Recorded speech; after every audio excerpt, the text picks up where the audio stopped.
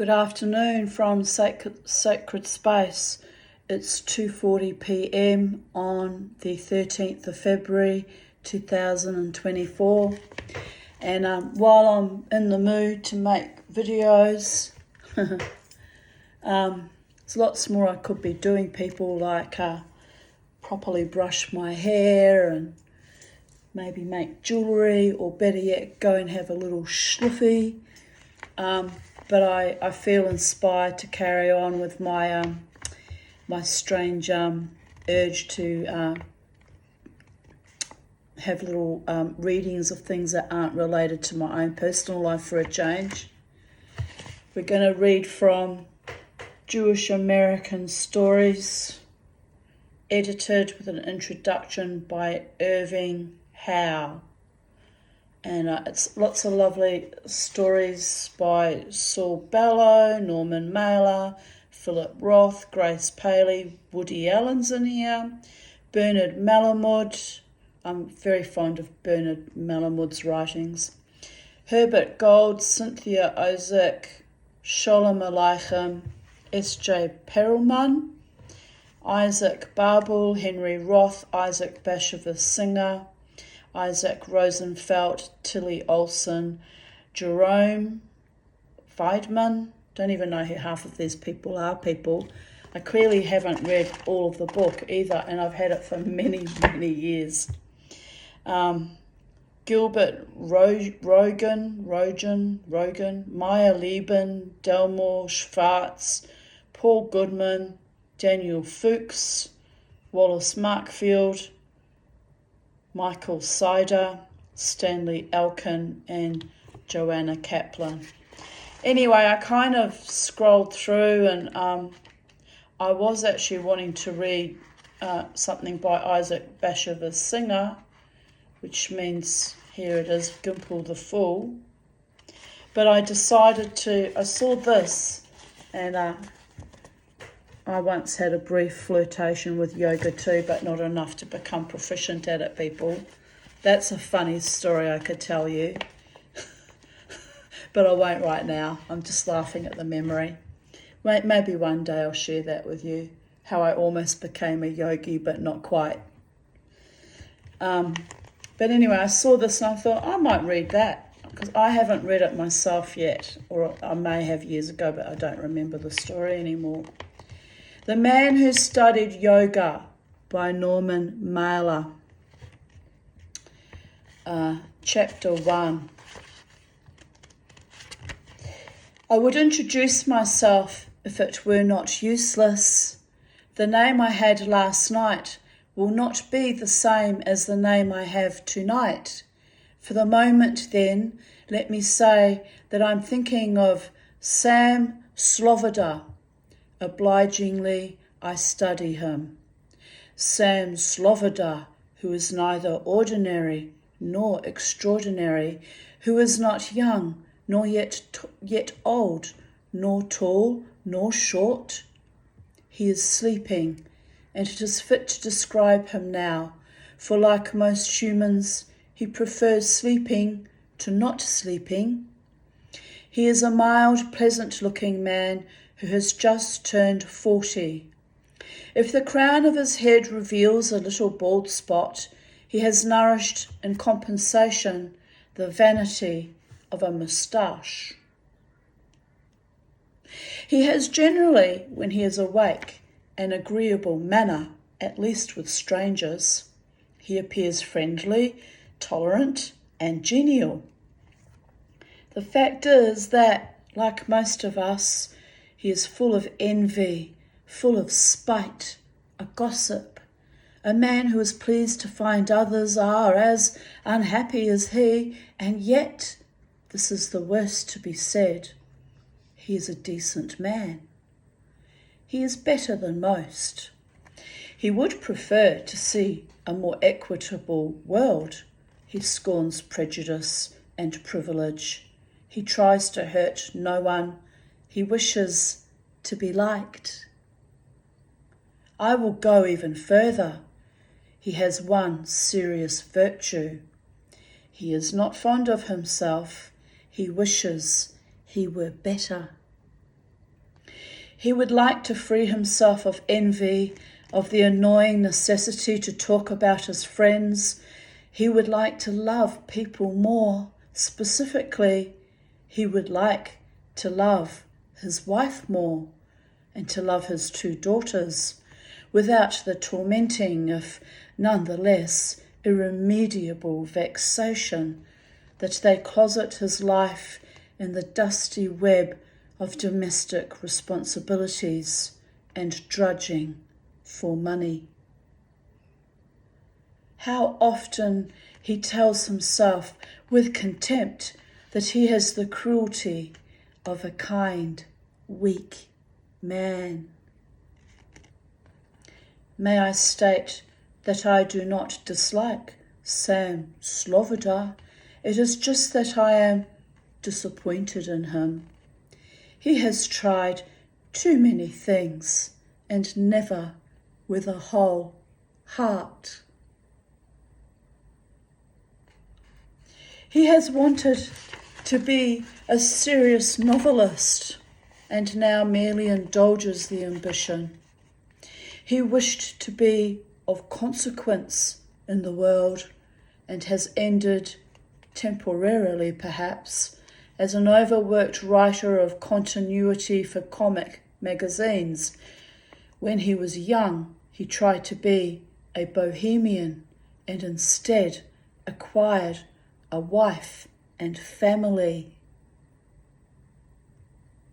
Of his appetite for a variety of new experience, I may say that it is matched only by his fear of new people and novel situations.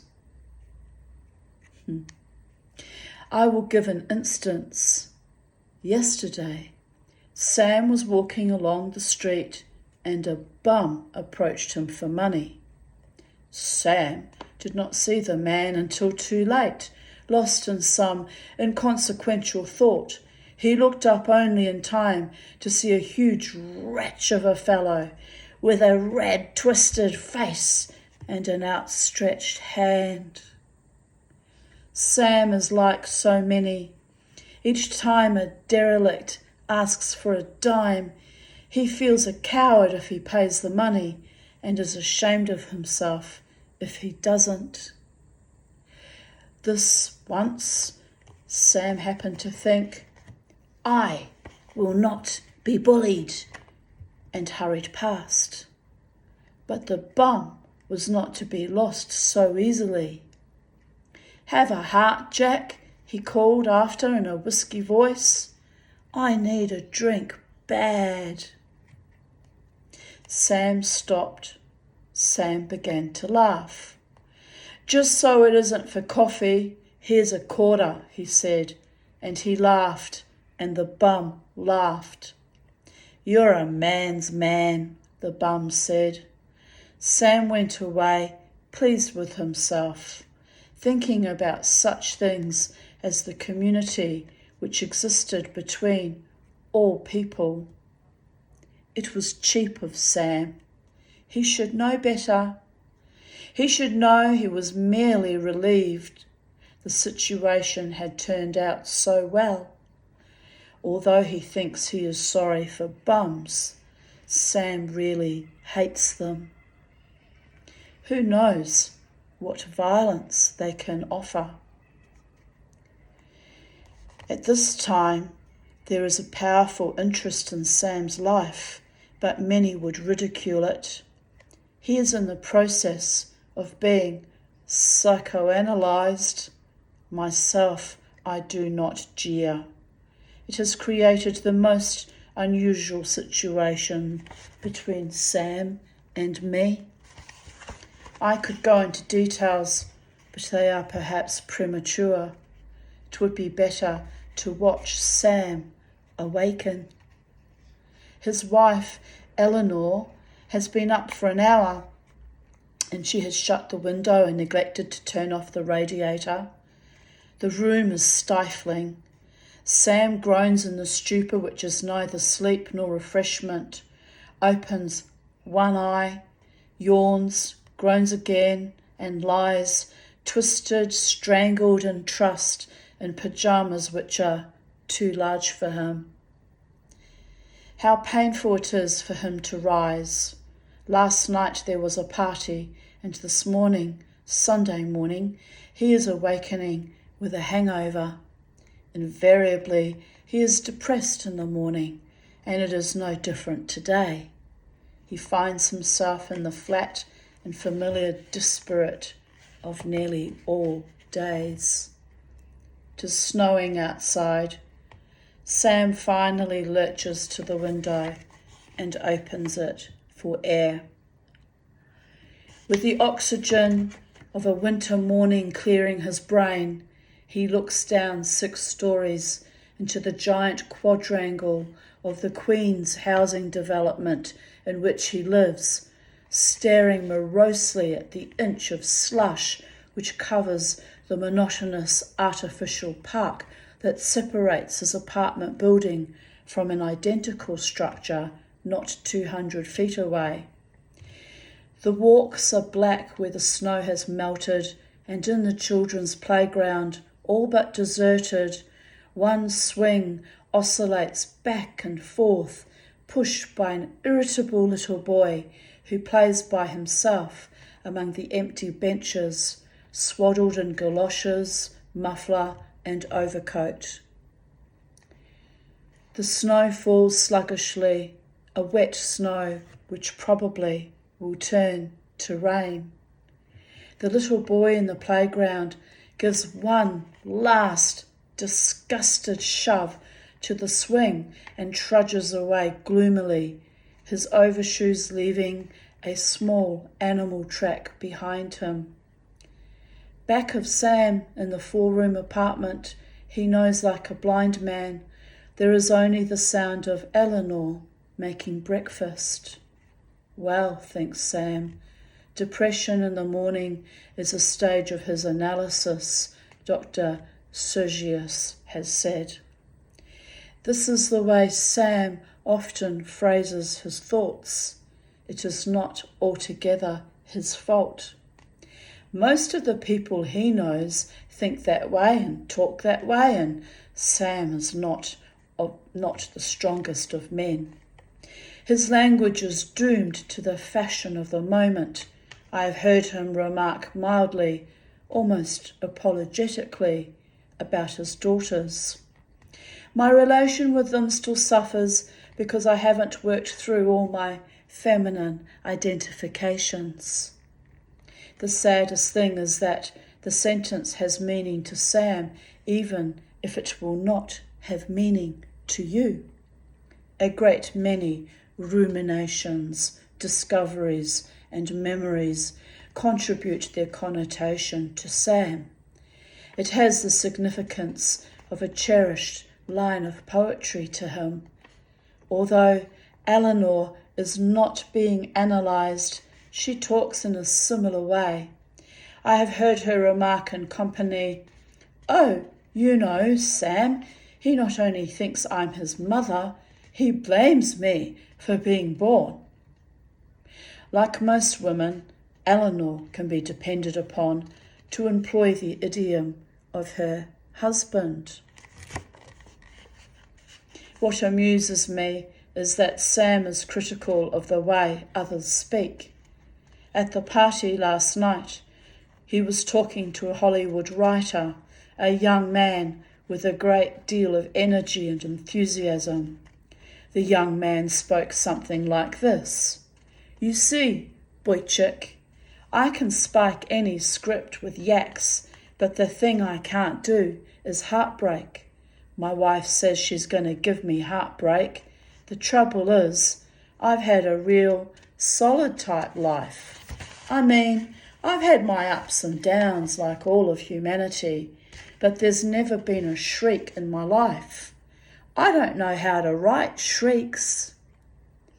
On the trip home, Sam had said to Eleanor, it was disgraceful. A writer should have some respect for language. Eleanor answered with a burlesque of Sam's indignation, "Listen, I'm a real artist type. Culture is for comic strip writers."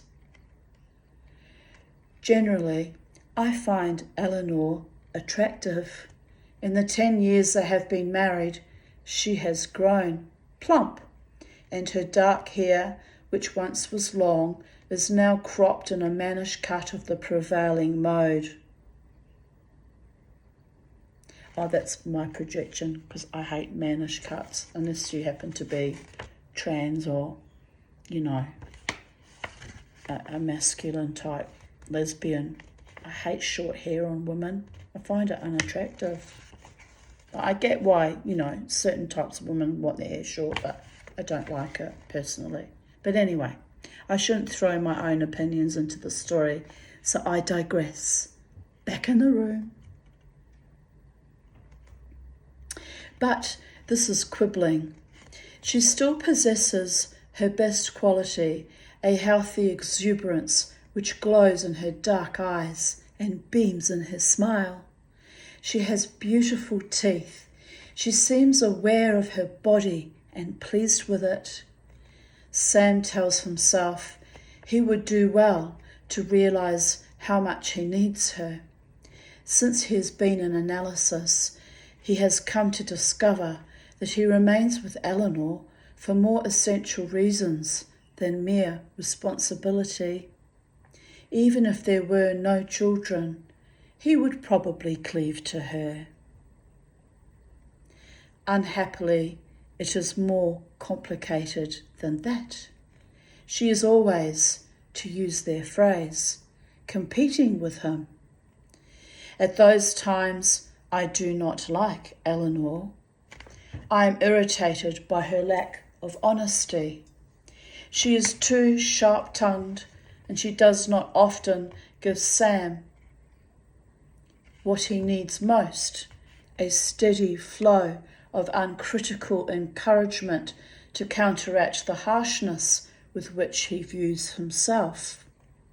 Like so many who are articulate on the subject, Eleanor will tell you that she resents being a woman. As Sam is disappointed in life, so is Eleanor. She feels Sam has cheated her from a proper development of her potentialities and talent, even as Sam feels cheated. I call her dishonest because she is not so ready as Sam to put the blame on herself. Sam, of course, can say all this himself. It is just that he experiences it in a somewhat different way.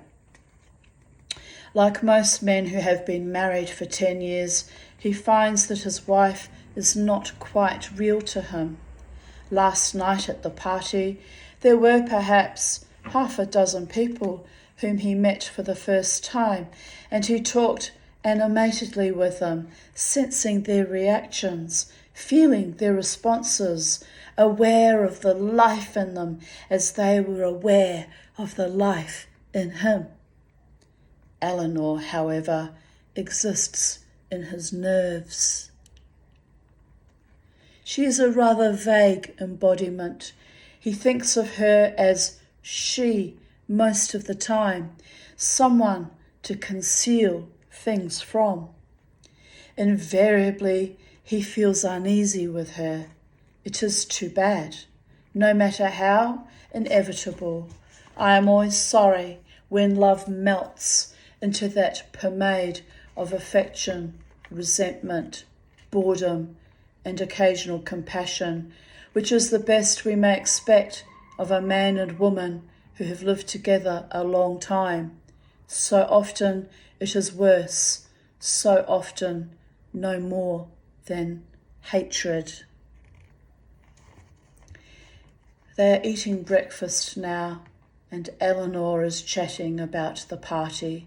She is pretending to be jealous about a young girl in a strapless evening gown, and indeed she does not have to pretend altogether.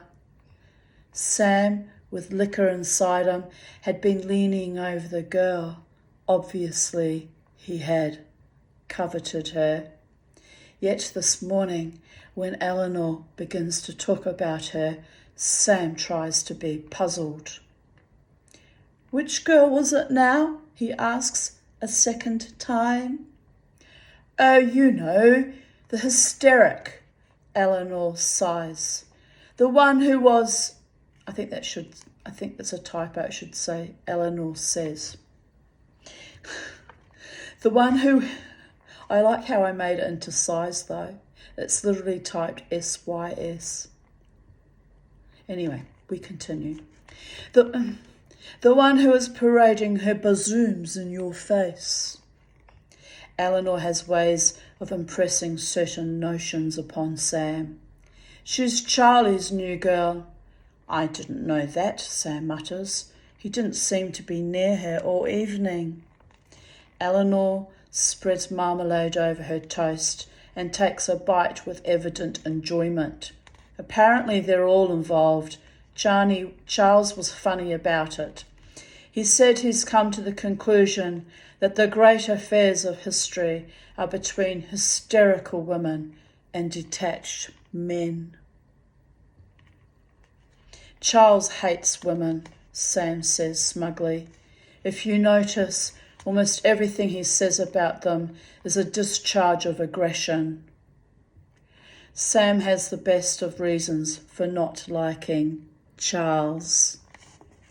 It takes more than ordinary character for a middle-aged husband to approve of a friend who moves easily from woman to woman. At least Charles discharges his aggression, Eleanor remarks.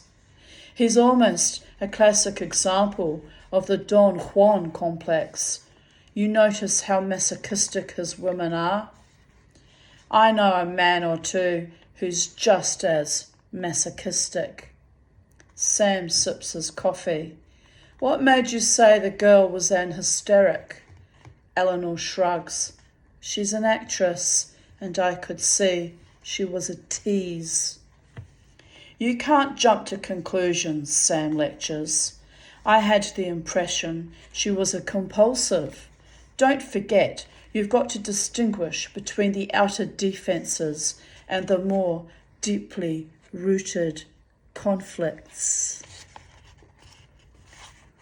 I must confess that this conversation bores me. As a sample, it is representative of the way Sam and Eleanor talk to each other. In Sam's defence, I can say nothing. He has always been too partial to jargon. I am often struck by how eager we are to reveal all sorts of supposedly ugly secrets about ourselves. We can explain the hatred we feel for our parents. We are rather pleased with the perversions to which we are prone. We seem determinedly proud to be superior to ourselves. No motive is too terrible for our inspection. Let someone hint, however, that we have bad table manners, and we fly into a rage. Sam will agree to anything you may say about him, provided it is sufficiently serious. He will be the first to agree he has fantasies of murdering his wife. But tell him that he is afraid of waiters, or imply to Eleanor that she is a nag, and they will be quite annoyed. Sam has noticed this himself. There are times when he can hear the jargon in his voice and it offends him. Yet he seems powerless to change his habits. An example. He is sitting in an armchair now, brooding upon his breakfast while Eleanor does the dishes. The two daughters are not home. They have gone to visit their grandmother for the weekend. Sam had encouraged the visit. He had looked forward to the liberty Eleanor and he would enjoy. For the past few weeks, the children had seemed to make the most impossible demands upon his attention, yet now they are gone and he misses them. He even misses their noise. Sam, however, cannot accept the notion that many people are dissatisfied with the present and either dream of the past or anticipate the future. Sam must call this ambivalence over possessions. Once he even felt obliged to ask his analyst, Dr.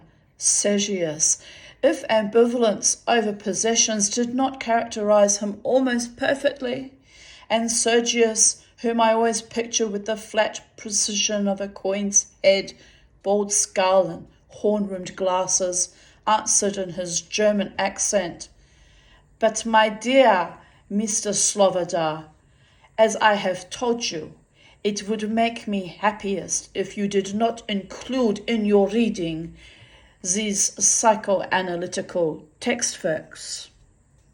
At such rebukes, Sam can only wince, and I'm wincing at my bad German accent. You'd think I'd be better at it since my mother was German, am I right?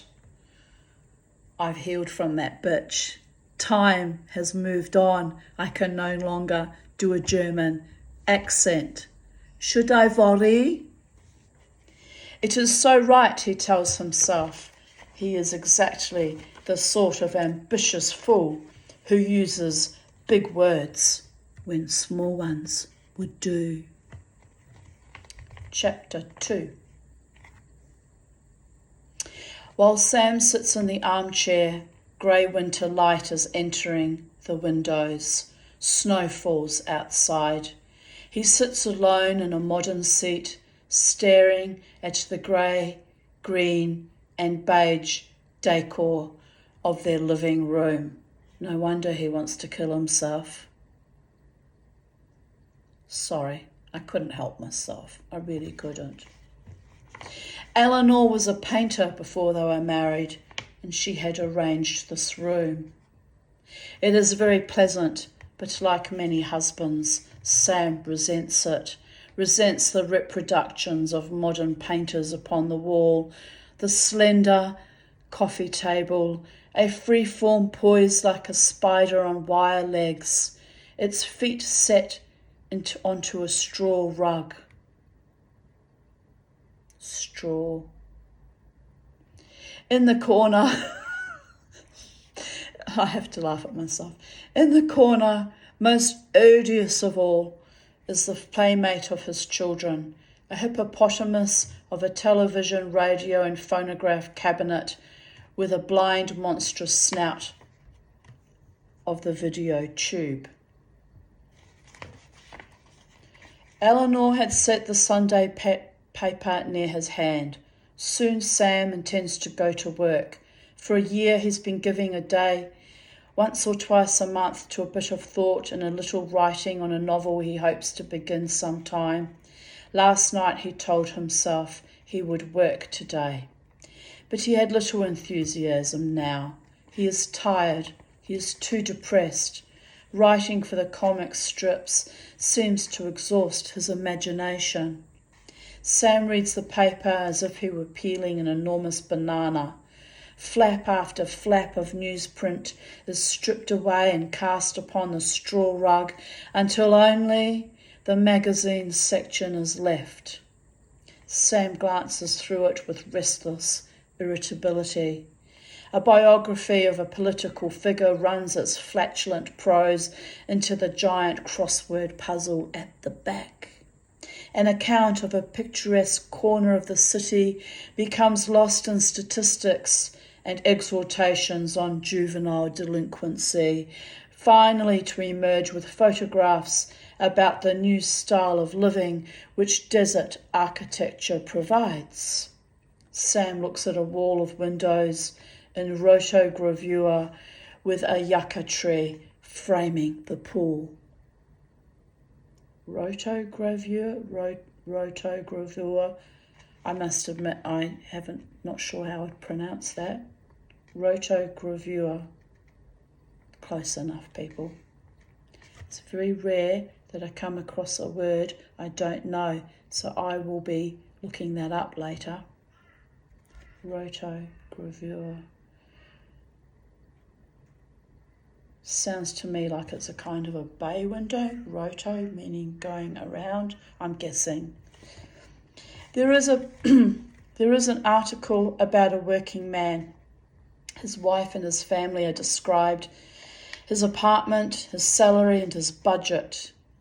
Sam reads a description of what the worker has every evening for dinner and how he spends each night of the week.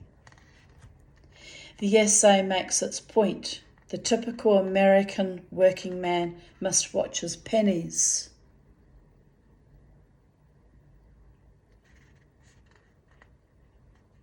But he is nonetheless secure and serene.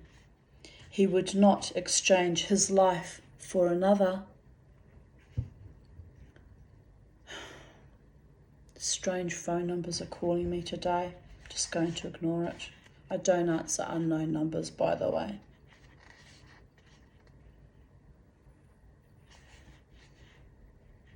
Sam is indignant. A year ago, he had written I hope that hasn't stopped the filming. Are we still filming? Yes, that's okay. Sam is indignant. A year ago, he'd written a similar article in an attempt to earn some extra money. Subtly, or so he thought, he had suggested that the average working man was riddled with insecurity. Naturally, the article had been rejected. Sam throws the magazine's section away. Moments of such anger torment him frequently. Despite himself, Sam is enraged at editorial dishonesty, at the smooth, strifeless world which such articles present. How angry he is, how angry and how helpless. It is the actions of men and not their sentiments which make history, he thinks to himself, and smiles wryly. In his living room, he would go out to tilt the windmills of a vast, powerful and hypocritical society. In his week of work, he labours in an editorial cubicle to create spaceships, violent death, women with golden tresses and wanton breasts. Men who act with their fists and speak with patriotic slogans. I know what Sam feels.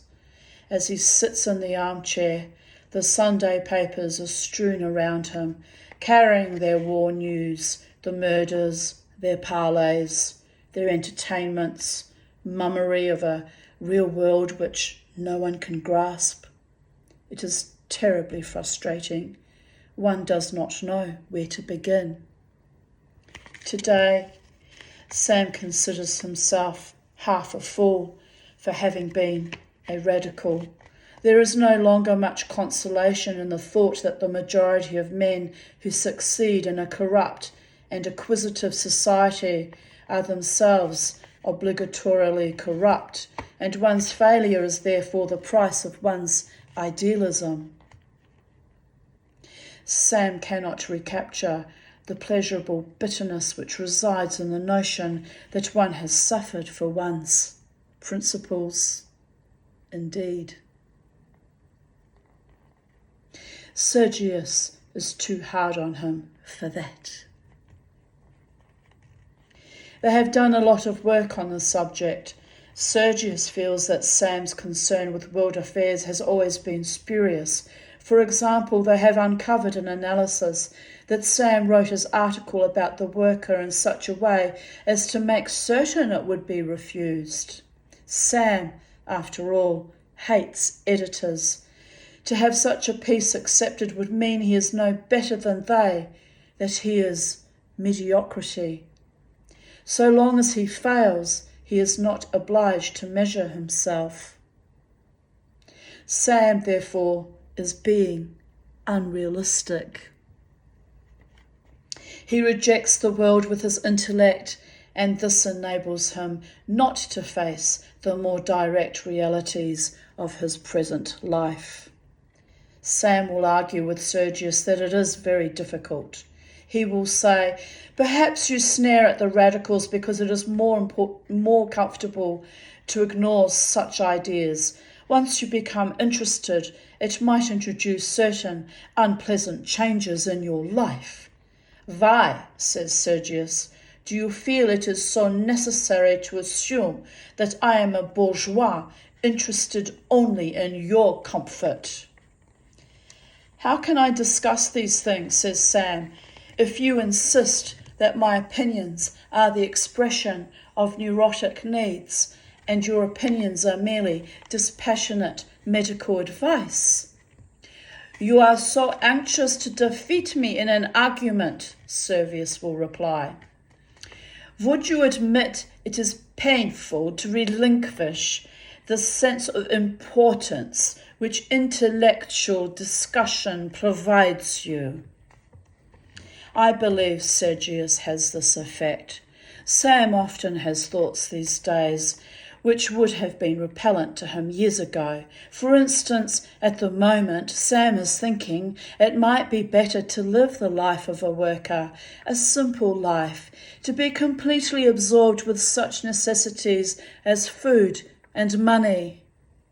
Then one could believe that to be happy it was necessary only to have more money, more goods, less worries. It would be nice, Sam thinks wistfully, to believe that the source of one's unhappiness comes not from oneself, but from the fault of the boss or the world or bad luck. Sam has these casual daydreams frequently. He likes to think about how other lives he might have led, and he envies the most astonishing variety of occupations. It is easy enough to see why he should wish for the life of an executive with the power and sense of command it may offer, but virtually from the same impulse Sam will wish himself a bohemian living in an unheated loft, his life a catcher's catch can from day to day. Once, after reading an article, Sam even wished himself a priest. For about 10 minutes, it seemed beautiful to him to surrender his life to God. Such fancies are common, I know. It is just that I, far better than Sam, know how serious he really is, how fanciful, how elaborate his imagination can be. Must have my ships facing each other into the horizon.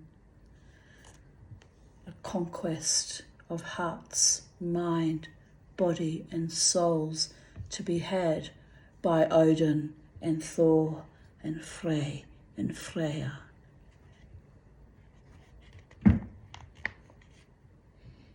Just got inspired by fancying himself a priest, like I fancy myself from time to time a Viking. We must have our little fancies, my darlings. They just keep life that little bit more stimulating, she says.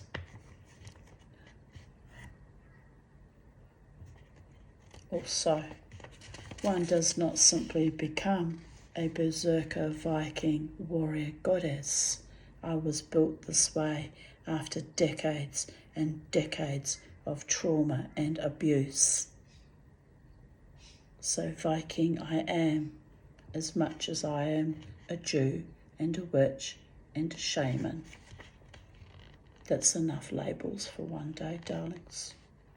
Some of them I disallow. You know which ones. Motherfuckers.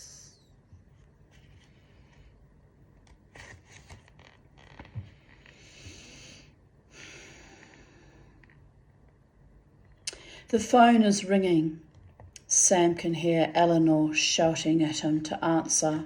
He picks up the receiver with a start It is Marvin Rossman, who is an old friend, and Marvin has an unusual request.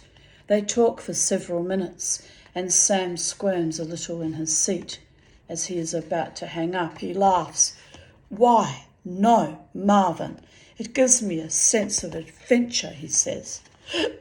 Oh, pardon me. Eleanor has come into the room toward the end of this conversation. "What is it all about?" she asks. Sam is obviously a bit agitated. Whenever he attempts to be most casual, Eleanor can well suspect him. "It seems," he says slowly, "that Marvin has acquired a pornographic movie." "From whom?" Eleanor asks. "He said something about an old boyfriend of Louise's." Eleanor laughs. I can't imagine Louise having an old boyfriend with a dirty movie." "Well, people are full of surprises," Sam says mildly. "Look here," says Eleanor suddenly. "Why did he call us?" "It was about our projector." "They want to use it?" Eleanor asks. "That's right." Sam hesitates. "I invited them over." "Did it ever occur to you I might want to spend my Sundays some other way?" Eleanor asks crossly. "We're not doing anything," Sam mumbles. Like most men, he feels obliged to act quite nonchalant about pornography. "I'll tell you, I am sort of curious about the film. I've never seen one, you know." "Try anything once, is that it?" "Something of the sort." Sam is trying to conceal his excitement. The truth is that, in common with most of us, he is fascinated by pornography. It is a minor preoccupation, but more from lack of opportunity than anything else. Once or twice, Sam has bought the sets of nude photographs which are sold in marginal bookstores, and with guilty excitement has hidden them in the apartment. "Oh, this is silly," Eleanor says. "You were going to work today." "I'm just not in the mood." "I'll have to feed them," Eleanor complains. "Do we have enough liquor?" "We can get beer." Sam pauses. "Alan Sperber and his wife are coming too." "Sam, you're a child." "Look, Eleanor," says Sam, controlling his voice, "if it's too much trouble, I can take the projector over there." "I ought to make you do that." "Am I such an idiot that I must consult you before I invite friends to the house?" Eleanor has the intuition that Sam, if he allowed himself, could well drown in pornography. She is quite annoyed at him, but she would never dream of allowing Sam to take the projector over to Marvin Rossman's, where he could view the movie without her. That seems indefinably dangerous. Besides, she would like to see it too. The mother in Eleanor is certain it cannot hurt her. "All right, Sam," she says, "but you are a child." More exactly, an adolescent, Sam decides. Ever since Marvin phoned, Sam has felt the nervous glee of an adolescent locking himself in the bathroom. Anal fixation, Sam thinks automatically.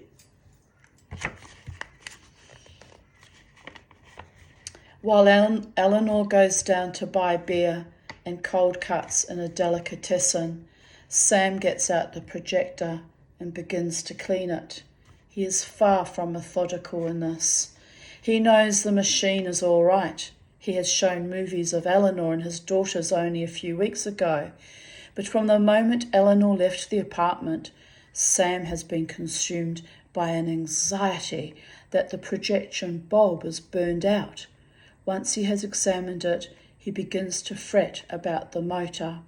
He wonders if it needs oiling. He wonders if it needs oiling.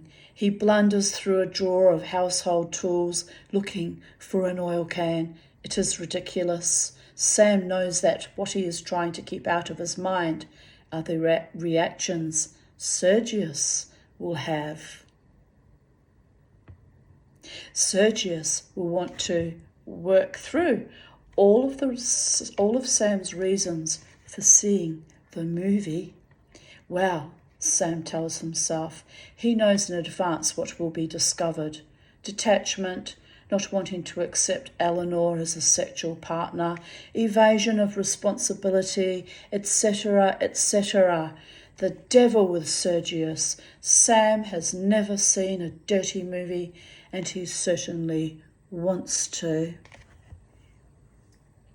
And the interesting thing along those lines, it just reminds me, as my marriage was crumbling, I was married for 10.5 years, that one of the contributing factors in the previous year in 1994, was my husband, for his 40th birthday, employed a strippogram, and the character was called Agnes, and it was an ugly woman with no teeth, with her breasts hanging down to her knees, with a boa feather, and rubbing the boa feather right up high into her labia and getting him to sniff it. And I found the whole thing rather appalling. But that was how I knew my marriage was now over, because he'd become a little bit fucking depraved. And I understand Sam and Michael's need to go a bit wild and a bit naughty after 10.5 years of being responsible family men. I kind of get it. But that's not the lifestyle I wanted to live, debauched and depraved in the presence of my children. So no. Another reason of many, many reasons that marriage had to end.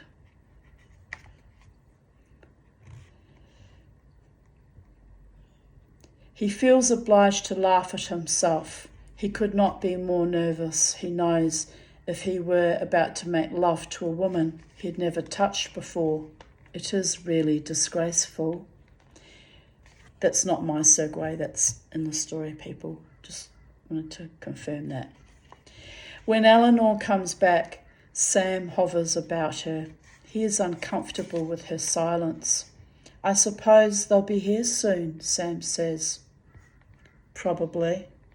Sam does not know if he is angry at Eleanor or apprehensive that she is angry at him. Much to his surprise, he catches her by the waist and hears himself saying, "You know, maybe tonight when they're gone, we do have the apartment to ourselves." Eleanor moves neither toward him nor away from him. "Darling, it's not because of the movie," Sam goes on. "I swear. Don't you think maybe we could?" "Maybe," says Eleanor.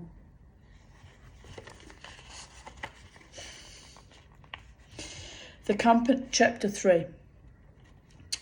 The company has arrived, and it may be well to say a word or two about them. Marvin Rossman, who has brought the film, is a dentist, although it might be more accurate to describe him as a frustrated doctor. Rossman is full of statistics and items of odd information about the malpractice of physicians, and he will tell these things in his habitually gloomy voice, a voice so slow, so sad, that it almost conceals the humour of his remarks. Or perhaps that is what creates his humour. In his spare time, he is a sculptor, and if Eleanor... It's quite a bloody long story, actually. I was hoping it was going to be shorter than that. But anyway, we continue. And if Eleanor may be trusted, he is not without talent. I often picture him working in the studio loft he has rented, his tall, bony frame the image of dejection. He will pat a piece of clay to the armature. He will rub it sadly with his thumb. He will shrug. He does not believe that anything of merit could come from him. When he talked to Sam over the phone, he was pessimistic about the film they were to see. "Can't be any good," he said in his melancholy voice. "I know it'll be a disappointment." Like Sam, he has a moustache, but Rossman's will droop at the corners. Alan Sperber, who has come with Rossman, is a subject of some curiosity for the Slobodas. He is not precisely womanish. In fact, he is a large, plump man, but his voice is too soft, his manners too precise. He is genial, yet he is finicky, waspish, yet bland. He is fond of telling long, rather affected stories. He is always prepared with a new one, but to general conversation he contributes little. As a lawyer he seems miscast. One cannot imagine him inspiring a client to confidence. He is the sort of heavy, florid man who seems boyish at 40, and the bow ties and grey flannel suits he wears do not make him appear more mature. Rosalind Sperber, his wife, used to be a schoolteacher, and she is a quiet, nervous woman who talks a great deal when she is drunk. She is normally quite pleasant and has only one habit that is annoying to any degree. It is a little flaw, but social life is not unlike marriage, and that habit determines far more than vice or virtue. This mannerism, which has become so offensive to the friends of the Sperbers, is Rosalind's social pretension. Perhaps I should say intellectual pretension. She entertains people as if she were conducting a salon, and in her bird-like voice is forever forcing her guests to accept still another intellectual canapé. "You must hear Sam's view of the world market," she will say. "Or has Louise told you her statistics on divorce?" It is quite pathetic, for she is so eager to please. I have seen her eyes fill with tears at a sharp word from Alan. Marvin Rossman's wife, Louise, is a touch grim and definite in her opinions. She is a social welfare worker and will declare herself with force whenever conversation impinges on those matters where she is expert. She is quite opposed to psychoanalysis and will say without quarter, "It's all very well for people in the upper middle area." She is referring to the upper middle class. "But it takes more than a couch to solve the problems of," and she will list narcotics, juvenile delinquency, psychosis, relief distribution, slum housing, and other descriptions of our period. She recites these categories with an odd anticipation. One would guess she was ordering a meal.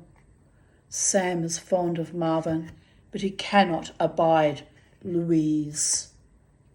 "You'd think she discovered poverty," he will complain to Eleanor.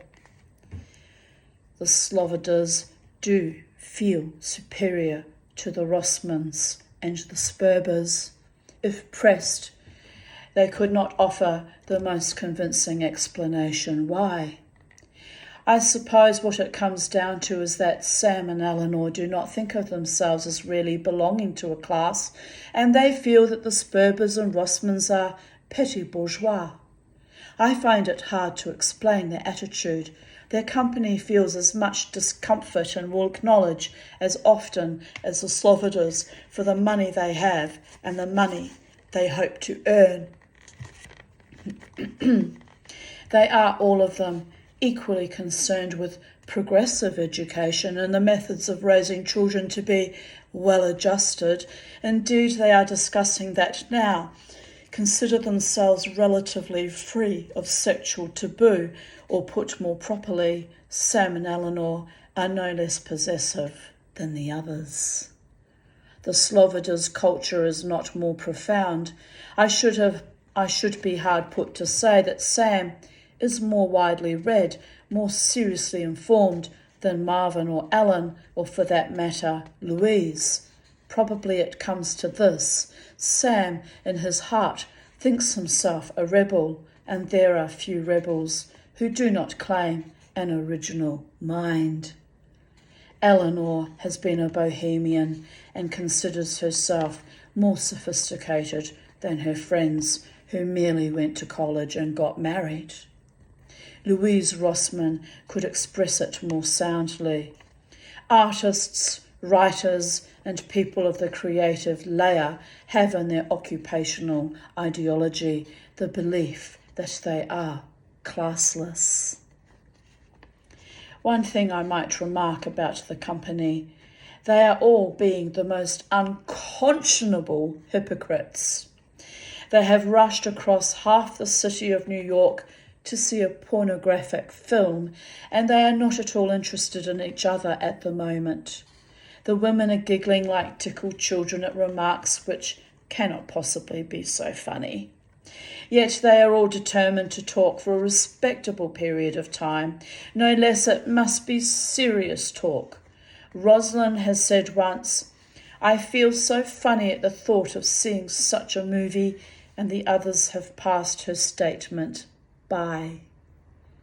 At the moment, Sam is talking about value.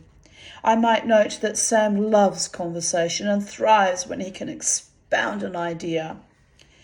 "What are our values today?" he asks. It's really fantastic when you stop to think of it. Take any bright, talented kid who's getting out of college now. "My kid brother, for example," Marvin interposes morosely.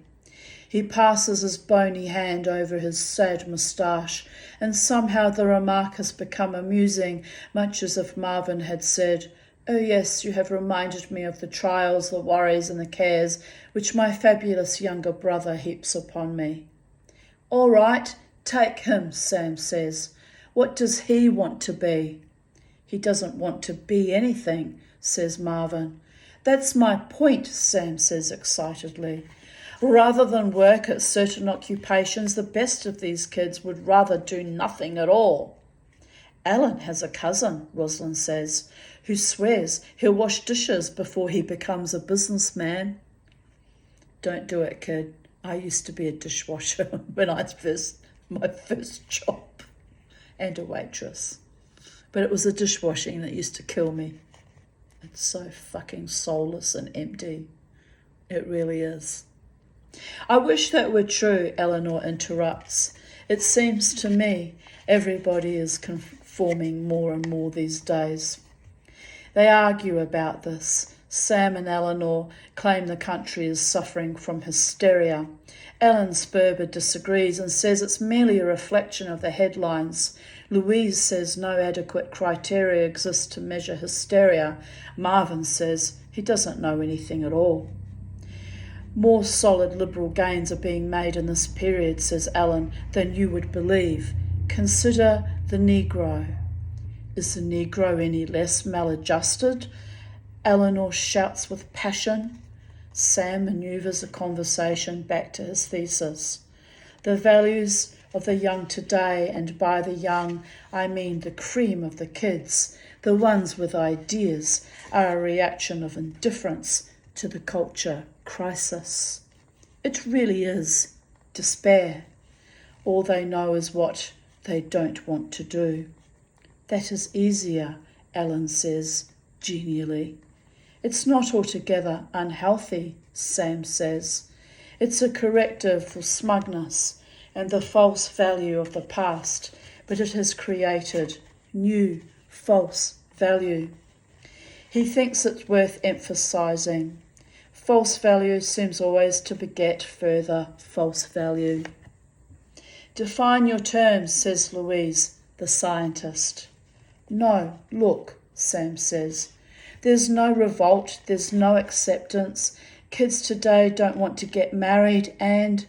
Eleanor interrupts. "Why should a girl rush to get married? She loses all chance for developing herself." Sam shrugs. They are all talking at once. Kids don't want to get married, he repeats, and they don't want not to get married. They merely drift. It's a problem we'll all have to face with our own kids in 10 years, Ellen says, although I think you make too much of it, Sam.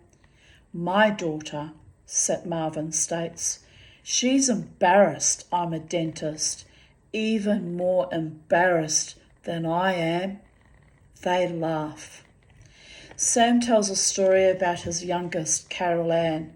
It seems he had a fight with her and she went to her room.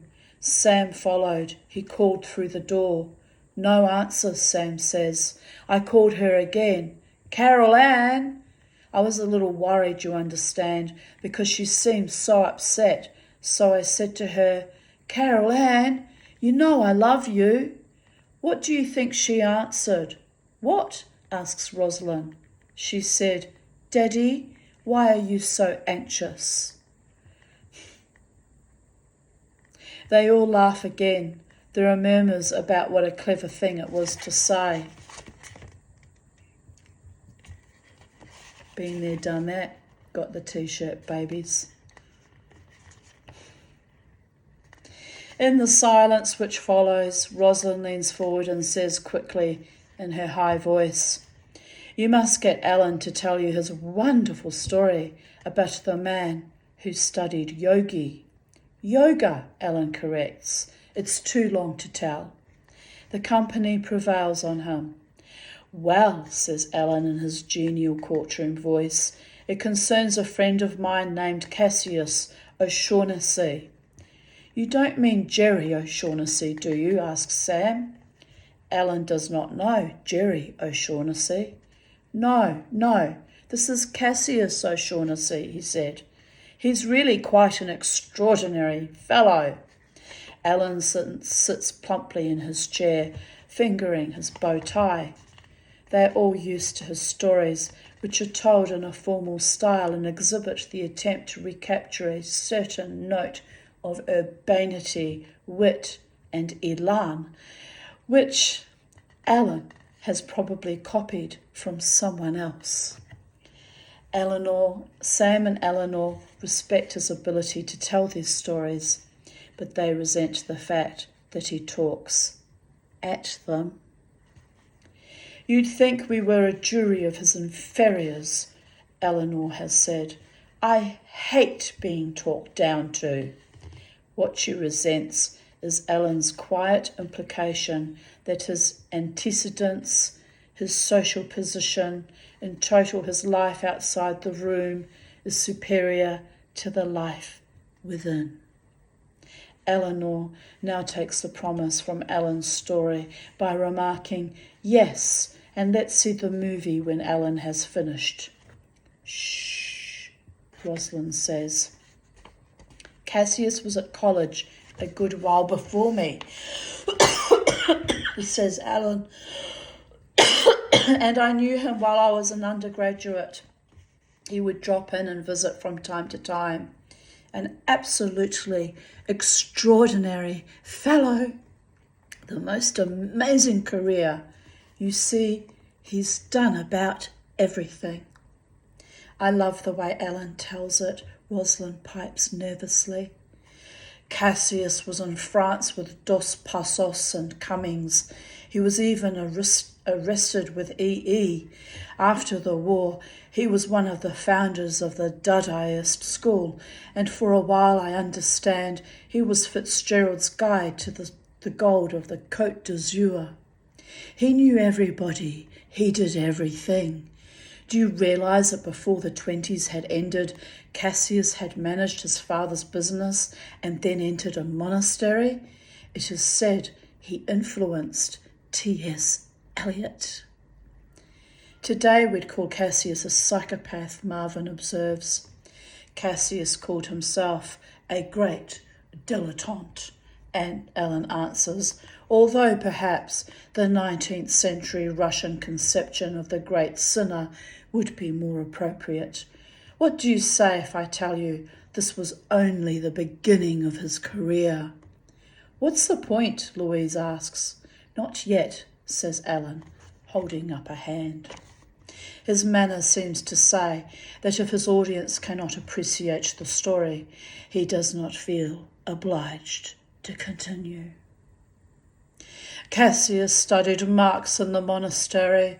He broke his vows, quit the church, and became a communist. All through the 30s, he was a figure in the party, going to Moscow, involved in all the party's struggles. He left only during the Moscow trials. Alan's manner, while he relates such stories, is somewhat effeminate. Oh, I must lower my voice then, mustn't I? Oops, I didn't read that instruction ahead of time, you understand.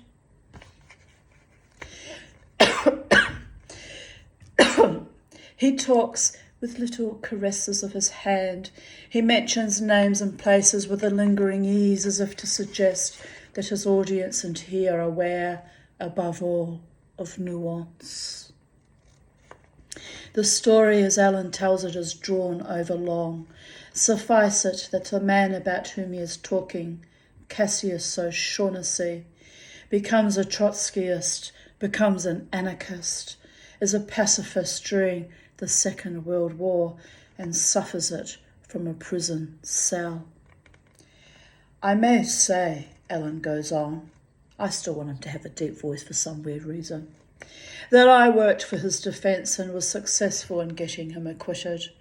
Imagine my dolor when I learned that he had turned his back on his anarchist friends and was living with gangsters. This is weird, Eleanor says. Weird it is, Alan agrees. Cassius got into some scrape and disappeared. What could you do with him? I learned only recently that he had gone to India and was studying yoga. In fact, I learned it from Cassius himself. I asked him of his experiences at Brahmaputta, and he told me the following story. Now Alan's voice alters. He assumes the part of Cassius and speaks in a tone weary of experience, wise and sad in its knowledge. I was sitting on my haunches contemplating my navel, Cassius said to me, when of a sudden I discovered my navel under a different aspect. It seemed to me that if I were to give a counterclockwise twist, my navel would unscrew. Alan looks up. He surveys his audience, which is now rapt and uneasy, not certain as yet whether a joke is to come. Alan's thumb and forefinger pluck at the middle of his ample belly. His feet are crossed upon the carpet in symbolic suggestion of Cassius upon his haunches. Taking a deep breath, I turned, and the abysses of Vishtani loomed beneath. My navel had begun to unscrew.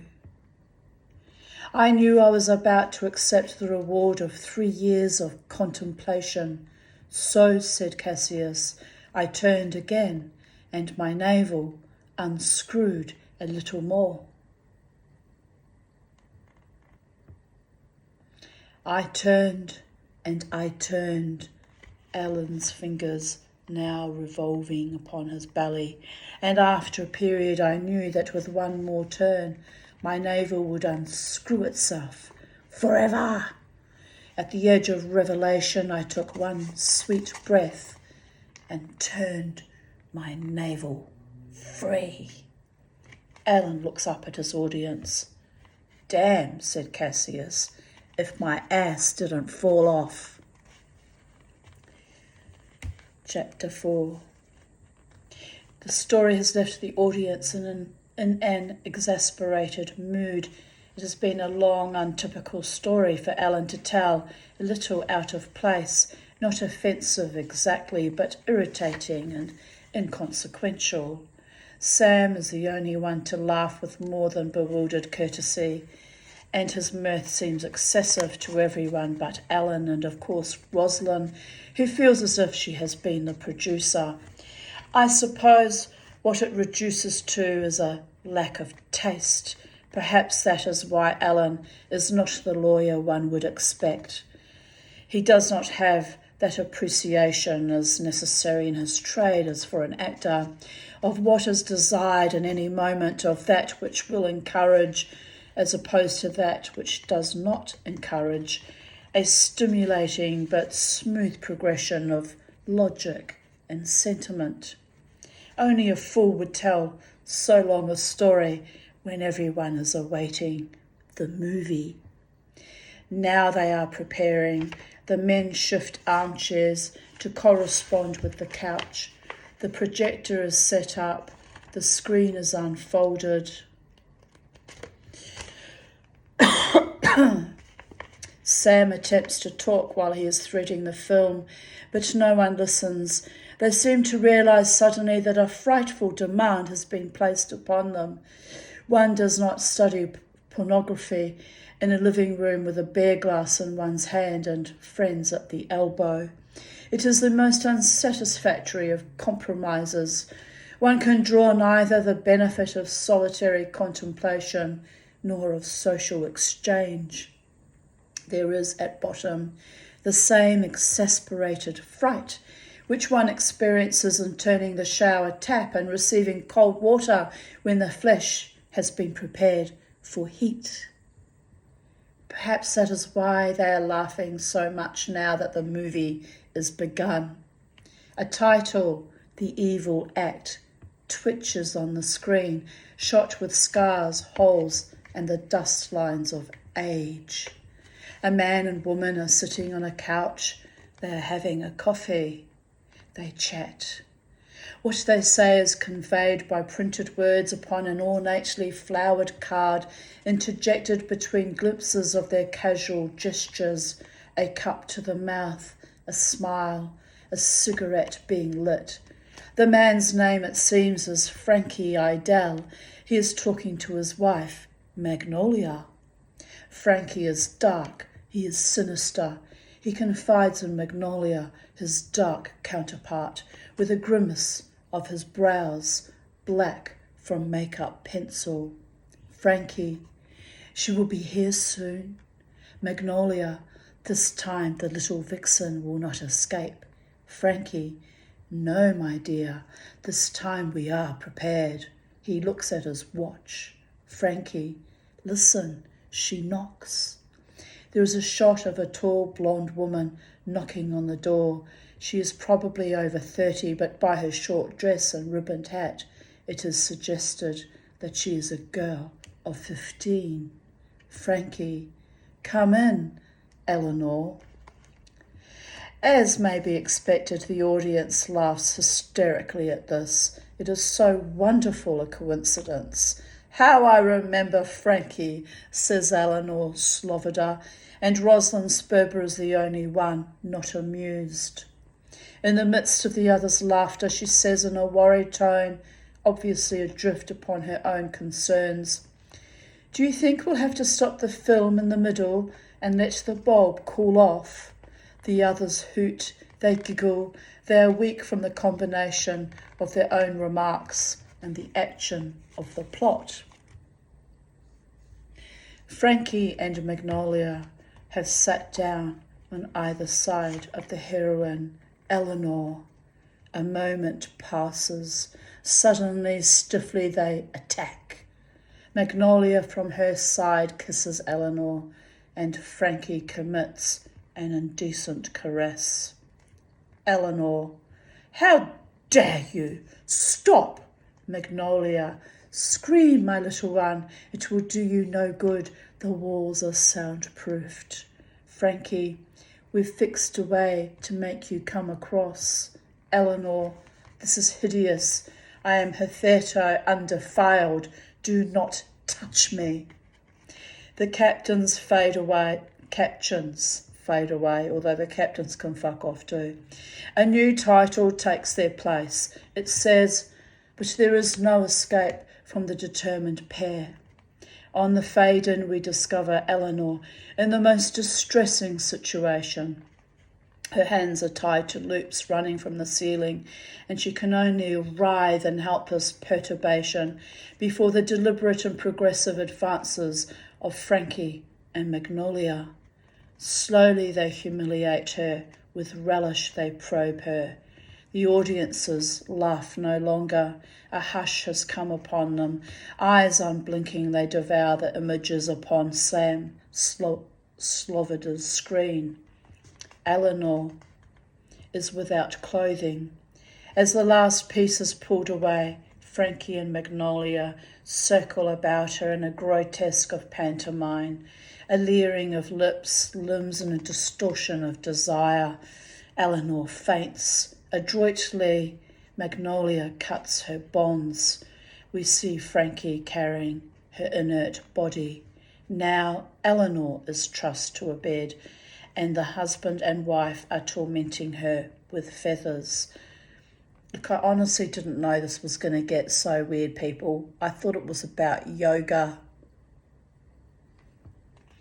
Anyway, bodies curl upon the bed in postures so complicated, in combinations so advanced, that the audience leans forward, Sperber's, Rossman's and Sloboda's, as if tempted to embrace the moving images.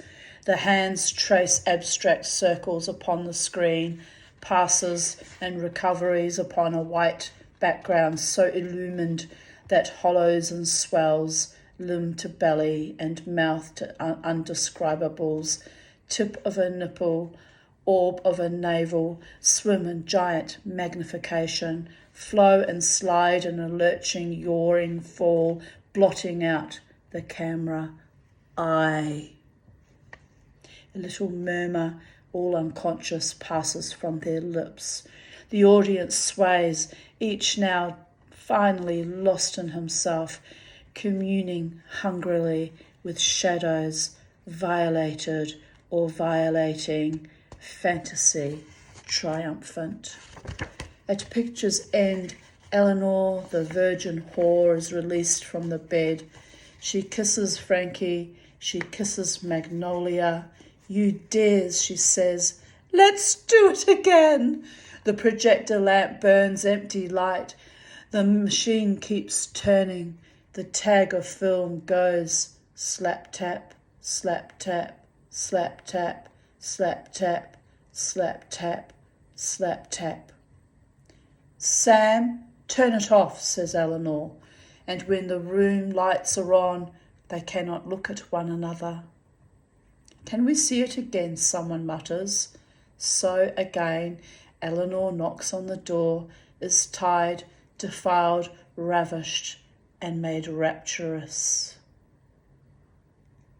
They watch it soberly now, the room hot with the heat of their bodies, the darkness a balm for orgiastic vision.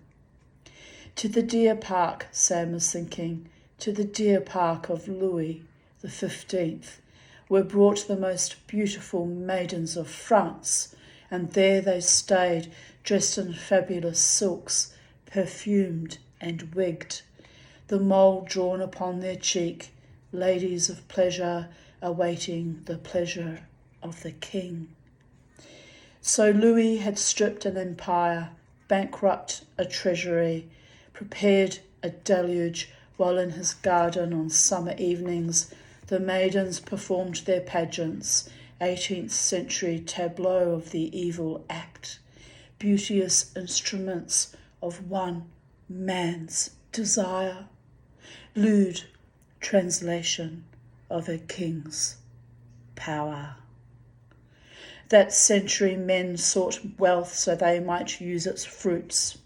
This epoch men lusted for power in order to amass more power, a compounding of power into pyramids of abstraction, whose yield are cannon and wire enclosure, pillars of statistics to the men who are the kings of this century, and do no more in power's leisure time than go to church, claim to love their wives, and eat vegetables.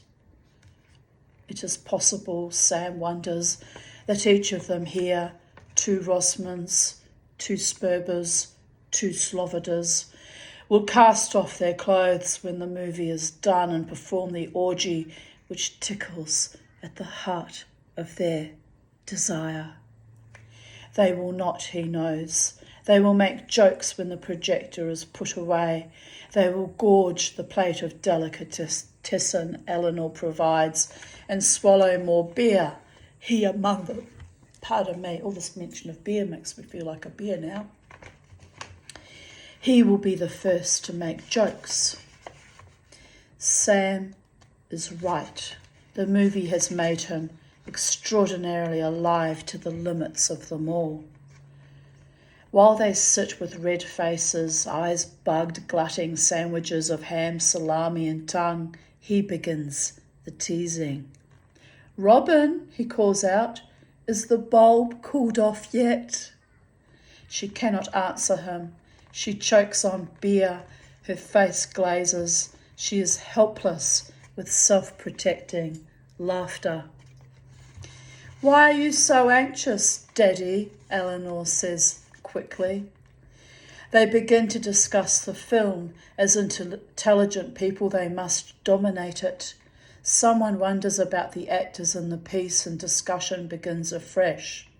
"I fail to see," says Louise, "why they should be hard to classify. Pornography is a job to the criminal and prostitute element." "No, you won't find an ordinary prostitute doing this," Sam insists. "It requires a particular kind of personality." "They have to be exhibitionists," says Eleanor. "It's all economic," Louise maintains. "I wonder what those girls felt," Rosalind asks. "I feel sorry for them." "I'd like to be the cameraman," says Ellen. "I'd like to be Frankie," says Marvin sadly. There is a limit to how long such a conversation may continue. The jokes lapse into silence. They are all busy eating. When they begin to talk again, it is of other things. Each dollop of food sops the agitation which the movie has spilled. They gossip about the party the night before. They discuss which single men are interested in which women, who got drunk, who got sick, who said the wrong thing, who went home with someone else's date. When this is exhausted, one of them mentions a play the others have not seen. Soon they are talking about books, a concert, a one-man show by an artist who is a friend. Dependably, conversation will voyage its orbit. While the men talk of politics, the women are discussing fashions, progressive schools, and recipes they have attempted. Sam is uncomfortable with the division. He knows Eleanor will resent it.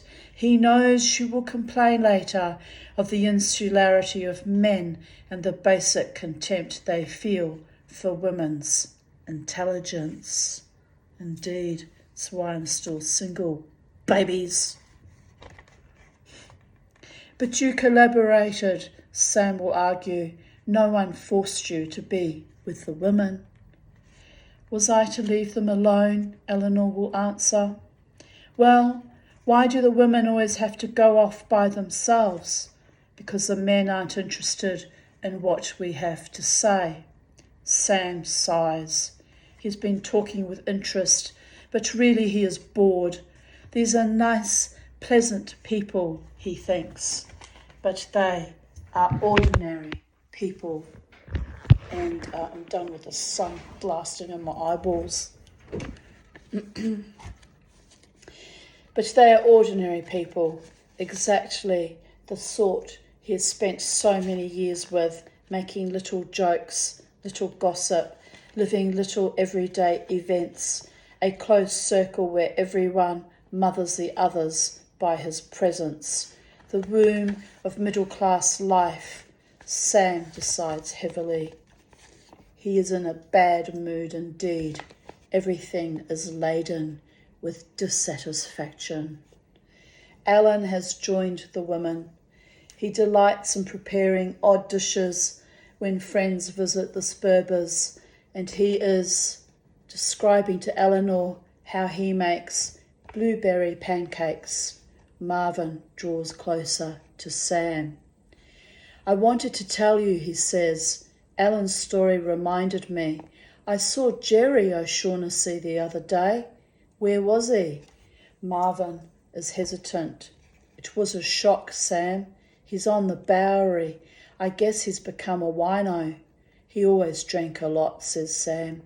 Yeah. Marvin cracks his bony knuckles. What a stinking time this is, Sam. It's probably like the years after 1905 in Russia, Sam says. No revolutionary party will come out of this. No, Sam says, nothing will come. He's thinking of Jerry O'Shaughnessy. What did he look like? What did he say? Sam asks Marvin and clucks his tongue at the dispiriting answer. It is a shock to him. He draws closer to Marvin. He feels a bond. They have, after all, been through some years together. In the 30s, they have been in... Just laughing at my hair. I did brush it, but now it's dried wonky. In the 30s, they have been in the Communist Party. They have quit together.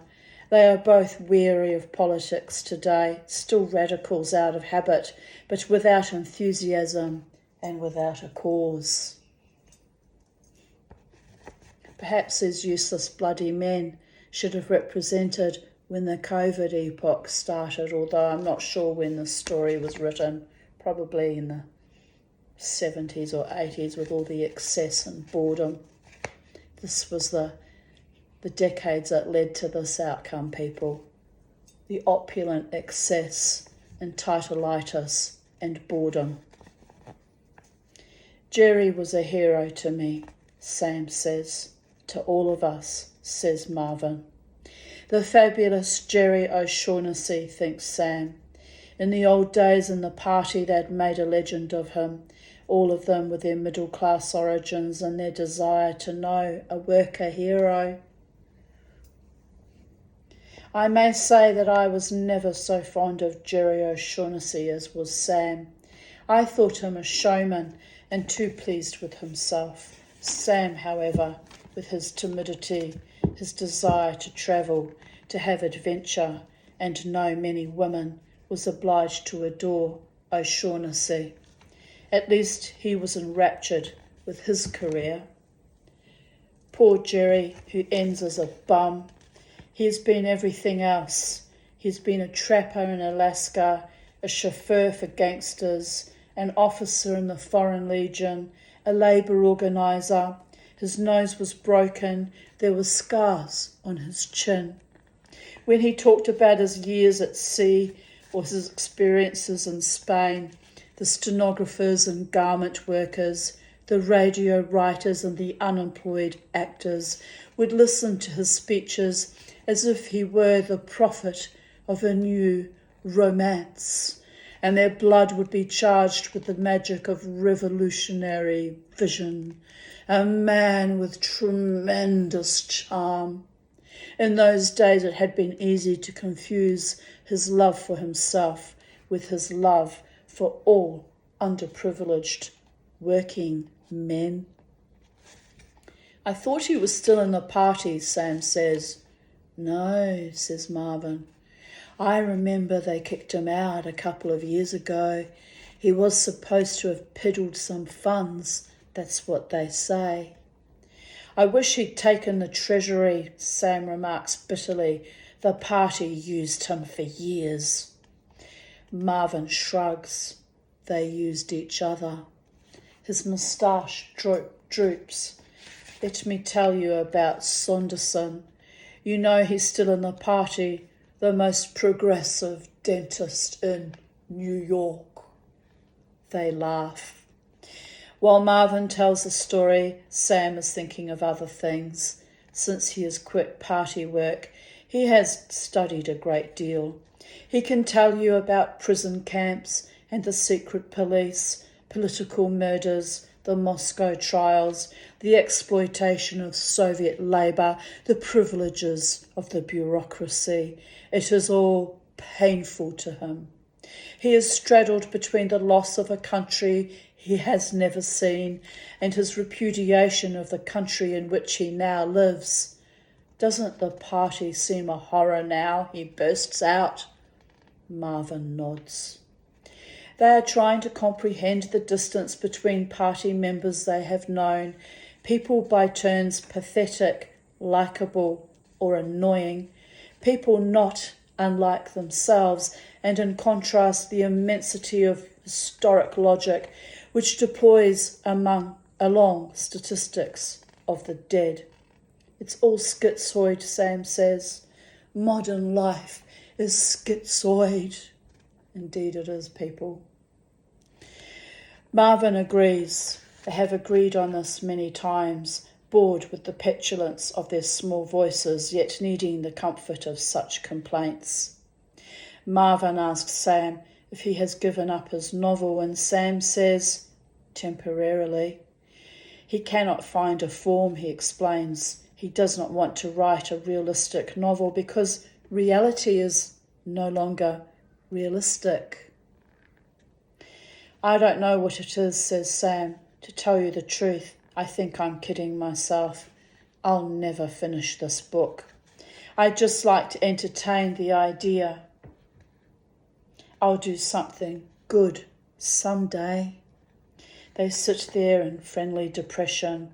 Conversation has cooled. Ellen and the women are no longer talking. Marvin, says Louise, what time is it? They are ready to go. Sam must say directly what he had hoped to approach by suggestion. I was wondering, he whispers to Rossman, would you mind if I held on to the film for a day or two? Marvin looks at him. Oh, why, of course, Sam, he says in his morose voice. I know how it is. He pats Sam on the shoulder as if symbolically to convey the exchange of ownership. They are fellow conspirators. If you ever want to borrow the projector, Sam suggests. Nah, says Marvin.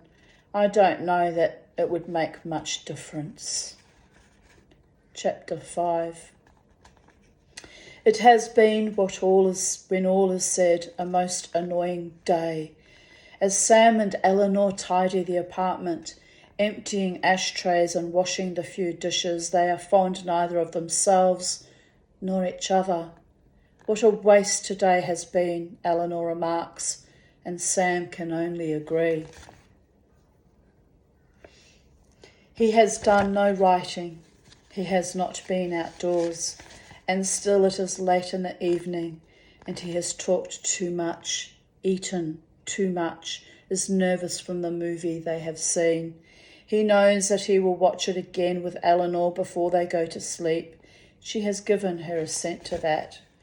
But as is so often the case with Sam these days, he cannot await their embrace with any sure anticipation. Eleanor may be in the mood, or Eleanor may not.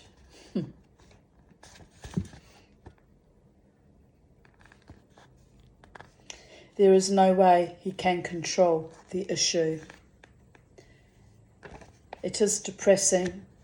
Sam knows that he circles around Eleanor at such times with the guilty manoeuvres of a sad hound. Resent her as he must, be furious with himself as he will, there is not very much he can do about it. Often, after they have made love, they will lie beside each other in silence, each offended, each certain the other is to blame. At such times, memory tickles them with a cruel feather. Not always has it been like this when they were first married, and indeed for the first 6 months they lived together before marriage, everything was quite different. Their affair was very exciting to them. Each told the other, with some hyperbole but no real mistruth, that no one in the past had ever been comparable as lover. I suppose I am a romantic. I always feel that this is the best time in people's lives. There is, after all, So little we accomplish, and that short period when we are beloved and triumph as lovers is sweet with power. Rarely are we concerned then with our lack of importance. We are too important. In Sam's case, disillusion means even more. Like so many young men, he entertained the secret conceit that he was an extraordinary lover. One cannot really believe this without supporting at the same time the equally secret conviction that one is fundamentally inept. It is, no matter what Sergius would say, a more dramatic and therefore more attractive view of oneself than the sober notion which Sam now accepts with grudging wisdom, that the man as lover is dependent upon the bounty of the woman. As I say, he accepts the notion. It is one of the lineaments of maturity, but there is a part of him which, no matter how harried by analysis, cannot relinquish the antagonism he feels that Eleanor has respected his private talent so poorly and has not allowed him to confer its benefits upon more women. I mock Sam, but he would mock himself on this. It hardly matters. Mockery cannot accomplish everything, and Sam sees with that most private and tender pain, even worse than being unattractive to the world is to be unattractive to one's mate, or, what is the same and describes Sam's case more accurately, never to know in advance when he shall be undesirable to Eleanor. I make perhaps too much of this subject, but that is only because it is so important to Sam. Relations between Eleanor and him are not really that bad. I know other couples who have much less or nothing at all. But comparisons are poor comfort to Sam. His standards are so high, so are Eleanor's. I am convinced the most unfortunate people are those who would make an art of love. It sours other effort. Of all artists, they are certainly the most wretched. Should I furnish a model? Sam and Eleanor are on the couch, and the projector, adjusted to its slower speed, is retracing the elaborate pantomime of the three principals. If one should allow these shadows a life.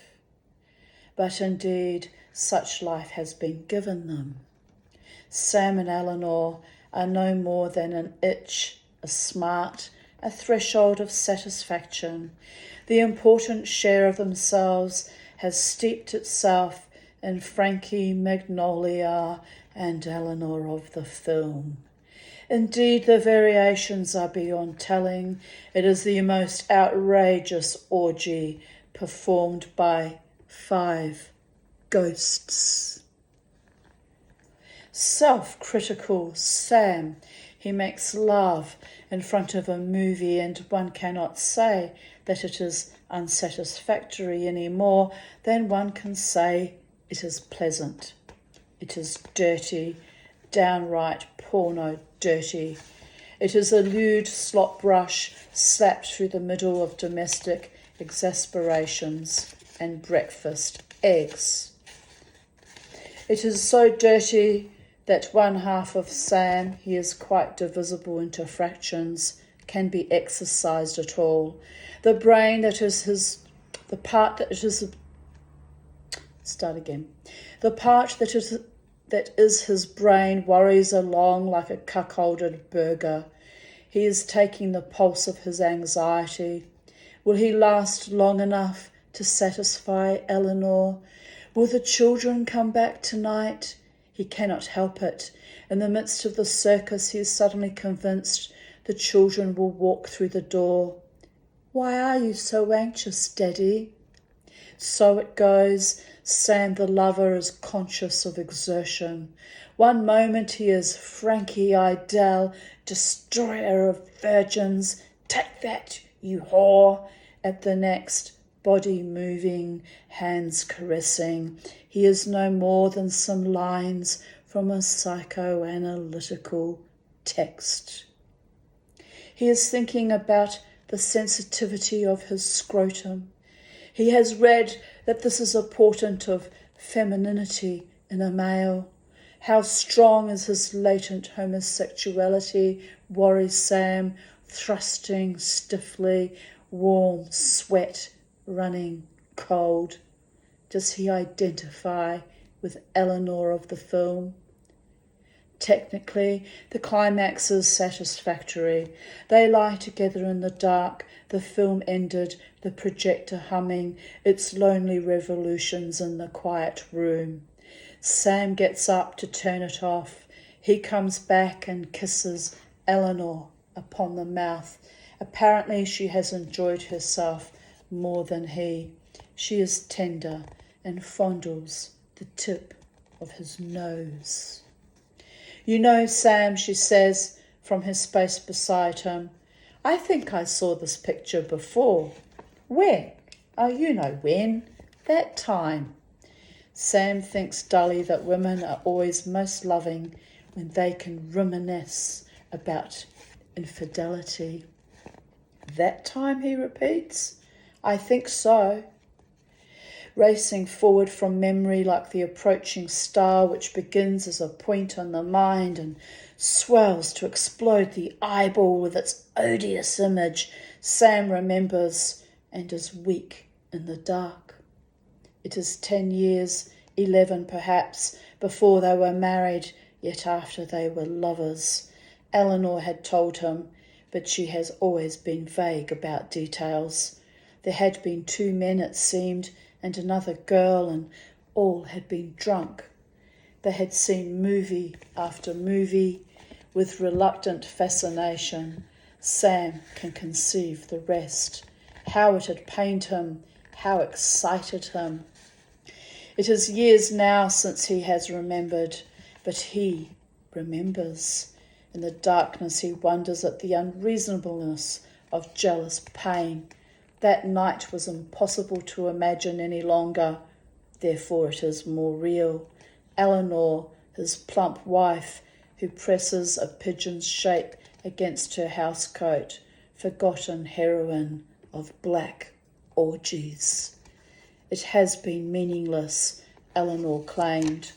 It was Sam she loved, and the other had been no more than a fancy of which she wished to rid herself.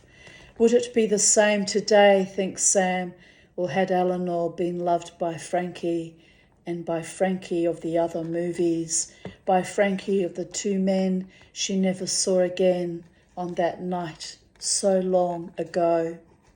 The pleasure he gets from this pain, Sam thinks furiously, is not altogether perverse. If Eleanor causes him pain, it means, after all, that she is alive for him. I have often observed that the reality of a person depends upon their ability to hurt us, indeed. Eleanor, as the vague accusing embodiment of the wife, is different, altogether different, from Eleanor who lies warmly in Sam's bed, an attractive Eleanor who may wound his flesh. Thus, brother to the pleasure of pain is the sweeter pleasure which follows pain. Sam, tired, lies in Eleanor's arms, and they talk with the cosy trade words of old professionals, agreeing that they will not make love again before a movie, that it was exciting, but also not without detachment, that all in all it has been good, but not quite right, that she had loved this action he had done and was uncertain about another. It is their old familiar critique, a sign that they are intimate and well disposed. They do not talk about the act when it has failed to fire, then they go silently to sleep. But now Eleanor's enjoyment having mollified Sam's sense of no enjoyment, they talk with apologetics and encomiums of familiar mates. Eleanor falls asleep and Sam falls almost asleep, curling next to her warm body, his hand over her round belly with the satisfaction of a sculptor.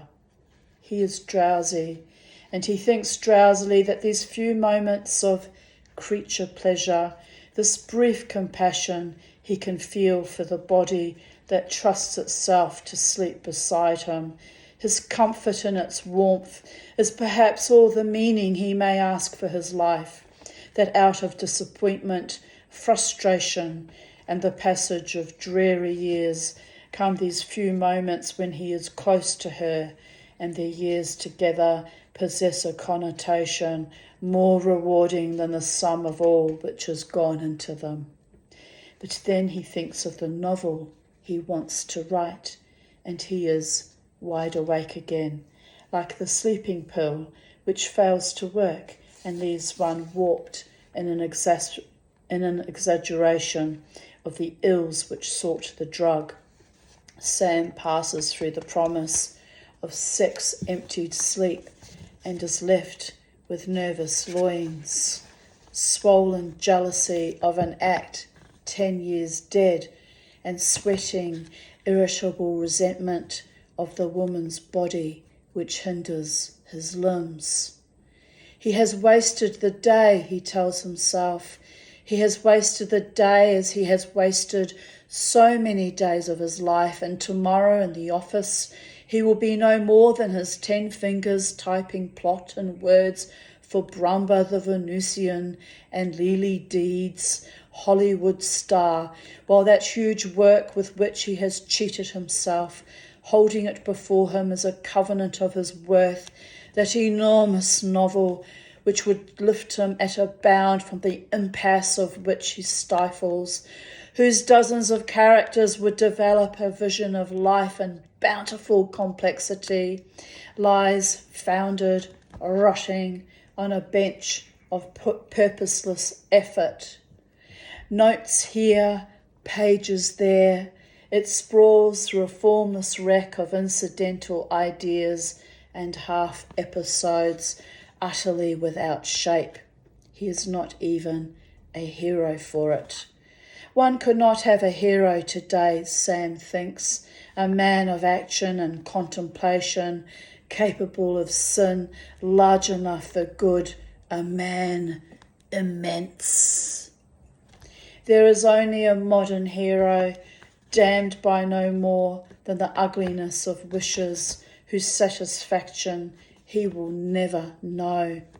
One needs a man who could walk the stage, someone who, no matter who, not himself, someone, Sam thinks, who reasonably could not exist. The novelist thinks Sam, perspiring beneath blankets, must live in paranoia and seek to be one with the world. He must be terrified of experience and hungry for it. He must think himself nothing and believe he is superior to all. The feminine in his nature cries for proof he is a man. He dreams of power and is without capacity to gain it. He loves himself above all and therefore despises all that he is. He is, thinks Sam. He is part of the perfect prescription, and yet he is not a novelist. He lacks energy and belief. It is left for him to write an article someday about the temperament of the ideal novelist. In the darkness, memories rise, yeast swells of apprehension. Out of bohemian days so long ago comes the friend of Eleanor, a girl who had been sick and was committed to an institution. They visited her, Sam and Eleanor. They took the suburban train and sat on the lawn of the asylum grounds while patients circled about intoning a private litany or shuddering in blundering fright from an insect that crossed their skin. The friend had been silent. She had smiled. She had answered their questions with the fewest words and had returned again to her study of sunlight and blue sky. As they were about to leave, the girl had taken Sam aside. "They violate me," she said in a whisper. "Every night when the doors are locked, they come to my room and they make a movie. I am the heroine and am subjected to all variety of sexual viciousness. Tell them to leave me alone so I may enter the convent." And while she talked, in a horror of her body, one arm scrubbed the other. Poor, tortured friend. They had seen her again, and she babbled. Her face had coarsened into an idiot leer. Sam sweats. There is so little he knows, and so much to know. Youth of the Depression with its economic terms, what can he know of madness or religion? They are both so alien to him. He is the mongrel, Sam thinks, brought up without religion, from a mother half Protestant and half Catholic, and a father half Catholic and half Jew. He is the quarter Jew, and yet he is a Jew, and so he feels himself, knowing nothing of gospel, tabernacle, or mass, the Jew through accident, through state of mind. Whatever did he know of penance, self-sacrifice, mortification of the flesh, the love of his fellow man? Am I concerned with my relation to God, ponders Sam, and smiles sourly into the darkness. No, that has never concerned him, he thinks. Not for better, not for worse. They are making the movie, says the girl into the ear of memory, and so I cannot enter the convent. How hideous was the mental hospital, a concentration camp, decides Sam. Perhaps it would be the world some day, or was that only his projection of feelings of hopelessness? Do not try to solve the problems of the world, he hears from Sergius, and pounds a lumpy pillow. However could he organise his novel? What form to give it? It is so complex. Too loose, thinks Sam, too scattered. Will he ever fall asleep? Wearily, limbs tense, his stomach too keen, he plays again the game of putting himself to sleep. I do not feel my toes, Sam says to himself. My toes are dead, my calves are asleep, my calves are sleeping. In the middle from wakefulness to slumber, in the torpor which floats beneath blankets, I give an idea to Sam. Destroy time and chaos may be ordered, I say to him. Destroy time and chaos may be ordered, he repeats after me, and in desperation to seek his coma, mutters back, I do not feel my nose is numb, my eyes are heavy, my eyes are heavy. So Sam enters the universe of sleep, a man who seeks to live in such a way as to avoid pain and succeeds merely in avoiding pleasure. What a dreary, Compromise is life. The end, my darlings.